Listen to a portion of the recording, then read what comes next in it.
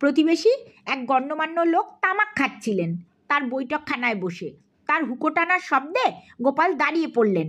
গোপাল ভাবলেন, এখানে একটু তামাক খেয়েই যাই। উঠে গেলেন বৈঠকখানায়। এখনকার বিড়ি সিগারেটের মতো তখন ছিল হুঁকোর চলন। কোনো আড্ডায় একজন হুঁকো খেলে তা সেখানে উপস্থিত অন্যদের হাতে হাতে ঘুরত, সেও টানতে পারত। এরকমই রেওয়াজ ছিল। ভদ্রলোক গোপালকে দেখেছেন, তার মতিগতিও বুঝেছেন গোপাল তার হুঁকো থেকে তামাক টানতে চায়, কিন্তু তিনি আপন মনে হুঁকো টেনেই চলেছেন। মাঝে মাঝে দম মেরে একটু করে থামেন। গোপাল সে সময় হাত বাড়ান তার দিকে, ভাবে এবার বুঝি তার হাতে হুঁকোটা দেবেন। এরকম চলতেই থাকলো। ভদ্রলোক একাই তামাক টেনে চলেছেন।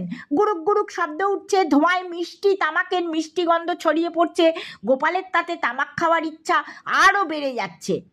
ভদ্রলোক এবার হুঁকোয় এক লম্বা টান দিলেন, দিয়েই একটু থামলেন। গোপাল ভাবলেন এবারে হয়তো হুঁকোটা তাকে দেবেন। এই ভেবে আবার সে হাত বাড়িয়ে দিলেন। এবারেও ভদ্রলোক হুঁকো ছাড়লেন না। বললেন, কে হে গোপাল, বেড়ালের মতো একটু পরপর নুলো বাজাচ্ছ কেন? গোপাল ভদ্রলোকের এই কথায় খুব ক্রুদ্ধ হলেন, তবে বাইরে প্রকাশ না দেখিয়ে ঠান্ডা গলায় বললেন, হে হে হে, এতক্ষণ ভেবেছিলাম আমার সামনে ইঁদুর, তাই নুলো বাড়াচ্ছিলাম।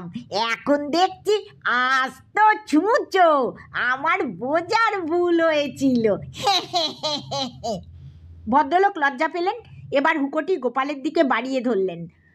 নাও নাও, নাও হে নাও, তামাক খাও।